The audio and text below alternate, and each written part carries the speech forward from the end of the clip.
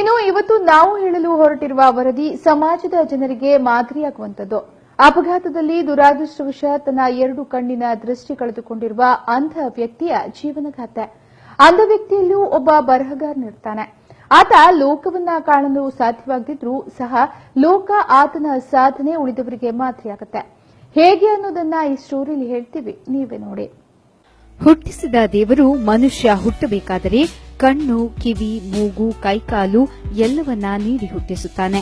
ಅದರಲ್ಲಿ ಕೆಲವು ಜನರು ಅಂಗವೈಕಲ್ಯದಿಂದ ಹುಟ್ಟುತ್ತಾರೆ. ಆದರೆ ಹುಟ್ಟಬೇಕಿದ್ದರೆ ಯಾವುದೇ ಅಂಗವೈಕಲ್ಯ ಇಲ್ಲದೆ ಬಳಿಕ ಯಾವುದೋ ಒಂದು ಅಪಘಾತವೋ ಅಥವಾ ದುರ್ಘಟನೆಯಿಂದ ಅಂಗವೈಕಲ್ಯವನ್ನ ಹೊಂದಿ ಜಗತ್ತು ಕಾಣದ ಹಾಗೆ ಕುರುಡರಾಗುವುದು ಮಾತ್ರ ವಿಧಿಯಾಟ ಅಂತಾನೆ ಹೇಳಬಹುದು. ಇಂತಹದ್ದೇ ಒಂದು ಘಟನೆ ಓರ್ವ ವ್ಯಕ್ತಿಯ ಜೀವನದಲ್ಲಿ ನಡೆದಿದೆ. ಟಿಎಸ್ ಹುಸೈನ್ ಎನ್ನುವ ಈ ವ್ಯಕ್ತಿ ಮೂಲದಲ್ಲಿ ಮಂಗಳೂರಿನ ಸುರತ್ಕಲ್ನವರಾಗಿದ್ದು ಬಳಿಕ ಉಡುಪಿಯ ಕಾಪು ತಾಲೂಕಿಗೆ ಬಂದು ವಾಸವಿದ್ದರು. ಹೀಗೆ ಜೀವನ ನಡೆಸುತ್ತಿದ್ದ ಸಂದರ್ಭದಲ್ಲಿ 2008ರಲ್ಲಿ ನಡೆದ ಕಾರು ಅಪಘಾತದಲ್ಲಿ ಅವರ 2 ಕಣ್ಣಿನ ದೃಷ್ಟಿ ಕಳೆದುಕೊಂಡಿದ್ದು ಹಿಂದೆ ಕಂಡ ಎಲ್ಲಾ ಜಗತ್ತು ಸಂಪೂರ್ಣವಾಗಿ ಕತ್ತಲಿನಿಂದ ಆವೃತ್ತಿಯಾಗಿತ್ತು.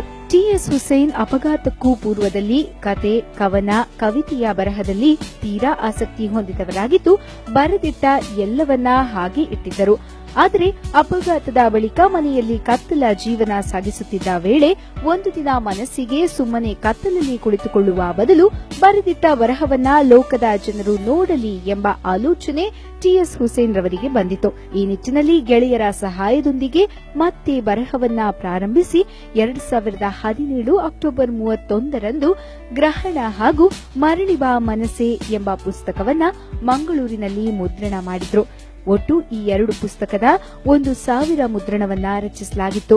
ಪುಸ್ತಕವನ್ನ ಯಾವ ರೀತಿ ಜನರಿಗೆ ತಲುಪಿಸಬೇಕೆಂದು ಆಲೋಚಿಸುತ್ತಿರುವ ಸಂದರ್ಭದಲ್ಲಿ ಇವರ 2 ಗೆಳೆಯರು ಪುಸ್ತಕ ಪ್ರಚಾರದಲ್ಲಿ ಭಾಗಿಯಾಗಲು ಮುಂದೆ ಬಂದರು. ಅಲ್ಲಿಂದ ಪುಸ್ತಕವನ್ನ ಪ್ರತಿ ಜನರಿಗೂ ತಲುಪಿಸುವ ಕೆಲಸದಲ್ಲಿ ತೊಡಗಿದ ಟಿಎಸ್ ಹುಸೇನ್ ಕರ್ನಾಟಕದ ಪ್ರತಿ ಊರು, ತಾಲೂಕು, ಜಿಲ್ಲೆಗಳಲ್ಲಿನ ಅಂಗಡಿ ಮುಂಗಟ್ಟು, ಬ್ಯಾಂಕು, ಪೊಲೀಸ್ ಸ್ಟೇಷನ್, ಸರ್ಕಾರಿ ಕಚೇರಿ, ಶಾಲಾ ಕಾಲೇಜುಗಳಿಗೆ ಭೇಟಿ ನೀಡಿ ಅವರ ಬರಹದ ಪುಸ್ತಕವನ್ನ ಮಾರಾಟ ಮಾಡಿದರು. ಸದ್ಯ ಪುಸ್ತಕ ಮಾರಾಟ ಮಾಡುತ್ತಾ ಟಿಎಸ್ ಹುಸೇನ್ ಭಟ್ಕಳಕ್ಕೆ ಬಂದಿದ್ದು ಈ ಬಗ್ಗೆ ನಮ್ಮ ವಾಹಿನಿಯ ಜೊತೆ ಮಾತನಾಡಿದ್ದು ಹೀಗೆ. ಹಾಗೆ ಅಂಗಡಿ ಮುಗ್ಗಟ್ಟು, bank, police station, DC office, ಶಾಲಾ ಕಾಲೇಜು ಯಾವುದು ಬ್ಯಾಂಕ್ ಯಾವುದನ್ನು ಬಿಡದೆ ಅತ್ತಿಯಲ್ಲಿ ಶುರು ಮಾಡಿದ್ರು. ಹೆಗಲಿಡ್ಕೊಂಡು ಅದು ಇಲ್ಲಿ ಕರ್ನಾಟಕದಲ್ಲಿ 22 ಜಿಲ್ಲೆಗಳಲ್ಲಿ ಗ್ರಹಣ ನಾನು ಮಾರಾಟ ಮಾಡಿದೆ. ಆ ಮಾರಾಟದಲ್ಲಿ ನನಗೆ ಸಿಗುವ ಪ್ರೋತ್ಸಾಹ ಅಂದರೆ ಕೆಲವರು ನನ್ನನ್ನು ಸಾಹಿತಿ ಎಂದು ಗೌರವಿಸಿ ಪುಸ್ತಕ ಕೊಡ್ತಿದ್ರು, ಕೆಲವರು ನನ್ನನ್ನು ಭಿಕ್ಷುಕ ಅಂತ ಹೇಳಿ ಕ್ರಿಯೇಟ್ ಮಾಡ್ತಿದ್ರು, ಕೆಲವರು ಒಂದು ವ್ಯಾಪಾರ ದೃಷ್ಟಿಯಲ್ಲಿ ನೋಡ್ತಿದ್ರು. ಅಂದರೆ ಎಲ್ಲರ ಭಾವನೆ ಒಂದು ಥರ ಇರೋದಿಲ್ಲ. ಯಾವ ಥರ ಅಂದರೆ ನಾನು ಹೋಗೋ ರೀತಿ ನೋಡುವಾಗ ಕೆಲವರಿಗೆ ನನ್ನನ್ನು ಹೆಗಲಿಡ್ಕೊಂಡು ಹೋಗೋ ಭಿಕ್ಷುಕ ಅಂತ ಕಾಣ್ತಿತ್ತು. ಅವರು ನನಗೆ ಭಿಕ್ಷುಕ ಅಂತ ಹೇಳಿ 10 ರೂಪಾಯಿ ತೋರಿಸ್ತಿದ್ರು. ಕೆಲವರು ನನ್ನನ್ನು ಹೋಗಿ ನಿಲ್ಲುವಾಗ ಇದು ಒಂದು ವ್ಯಾಪಾರ, ಅದಕ್ಕೋಸ್ಕರ ಬಂದಿದ್ದಾನೆ ಅಂತೇಳಿ, ಬೇಡಪ್ಪ ನಮಗೆ ಪುರುಸೊಟ್ಟಿಲ್ಲ, ಅದನ್ನು ಕೊಡ್ಕೊಳ್ಳುವ ತಾಳ್ಮೆ ನಮಗಿಲ್ಲ. ಕೆಲವರಾಗೆಲ್ಲ ಕೂರಿಸಿ ನನ್ನನ್ನು ಗೌರವಿಸಿ ಪುಸ್ತಕ ತಗೊಂಡು ಮತ್ತೆ ಒಂದು 10 ಜನರಿಗೆ ಹೇಳಿ ಹಾಗೆಲ್ಲ. ಈ ಗ್ರಹಣ ನಾನು ಮಾರಾಟ ಮಾಡಿದ ಸಾಧನೆ ಹಠ ಹಿಡಿದು 2 ವರ್ಷ ಸಾರಲ್ಲಿ 11,000 ಕೃತಿಗಳನ್ನು ಕರ್ನಾಟಕದಲ್ಲಿ ಕೊಟ್ಟೆ.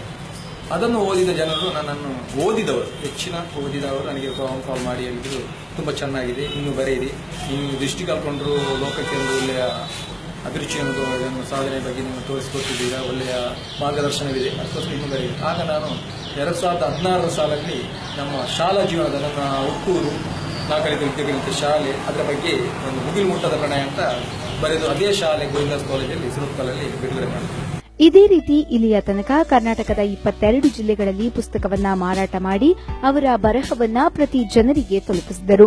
ಈ ಸಂದರ್ಭದಲ್ಲಿ ಕೆಲವರು ಟಿಎಸ್ ಹುಸೇನ್ರನ್ನ ಸಾಹಿತಿ ಎಂದು, ಭಿಕ್ಷುಕ ಎಂದು, ಅಸಹಾಯಕ ಎಂದು ಹಾಗೂ ವ್ಯಾಪಾರದ ದೃಷ್ಟಿಯಿಂದ ಪುಸ್ತಕ ಖರೀದಿಸುತ್ತಿದ್ದರು.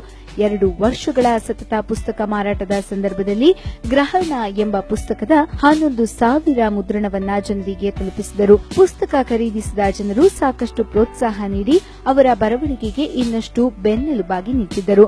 ಅವರ ಬರವಣಿಗೆಯ ಪುಸ್ತಕದ ಮಾರಾಟಕ್ಕೆ ಮುಖ್ಯ ಉದ್ದೇಶವಿಷ್ಟೇ: ನಾನು ಕತ್ತಲಲ್ಲಿದ್ದೇನೆ, ನನ್ನ ಅಕ್ಷರವಾದರೂ ಬೆಳಕಿಗೆ ಬರಲಿ, ನಾನು ಲೋಕ ನೋಡದಿದ್ದರೂ ಲೋಕ ನನ್ನನ್ನು ನೋಡಲಿ ಎನ್ನುವುದಾಗಿದೆ.